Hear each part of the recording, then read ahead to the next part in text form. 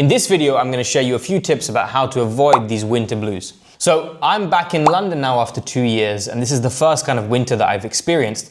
And it's looking like the Upside Down in Stranger Things. It's grey, it's gloomy, it's horrible. You don't want to go outside, right? And I have a lot of friends that have come from abroad that are living here now from my time away. And I'm getting this question a lot, is how to kind of combat this, because it's affecting their mood, it's affecting my mood too. So what to do? So I have 3 kind of overall tips to give in terms of how to manage these winter symptoms in a place like the UK. So this actually has a technical term. It's called SAD, Seasonal Affective Disorder. It's actually something that's recognized by the NHS, and it kind of is a blanket term for all of this haziness, this affecting of mood, this gloominess that you feel in the winter months. So my first tip, which is probably the most important one, is when you wake up in the morning, try and get some light in your eyes. So actually, specifically, you want blue light in your eyes.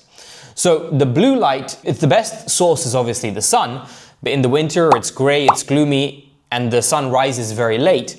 An alternative is you can use a SAD lamp. It's a bright blue lamp that sits next to you while you work, or the first 30 minutes of your day that you can put next to you, that will shine this blue light into your eyes, and it kind of sets your circadian rhythm for the day. So ideally, get outside, get some sunlight, but I know that's difficult. Second option, get an SAD lamp. The second thing is do something physical early in the morning. So I tend to exercise, or I used to exercise more in the evenings at like 5, 6, 7 o'clock. But in the wintertime, I find that doing some sort of exercise every single day in the morning helps. So that can be lifting weights, that can be doing some cardio, again, going for kind of a rapid walk outside. That helps. And I think that's another thing that sets your circadian rhythm so that you sleep normally the right time at night as well.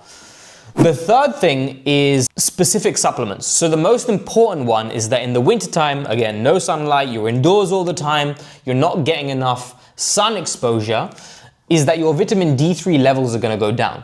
So this is something that you can supplement with. I take 10,000 international units every single day in the winter, and even in the summertime because I have darker skin. So the pigment in my skin means that the sun doesn't really get into my system, or the qualities of the sun doesn't get into my system in the same way. But this is something that's very important for hormone regulation, for mood regulation. So I would suggest supplementing with it. So 3 things. Get sunlight in your eyes, or some form of light in your eyes as soon as you wake up in the morning.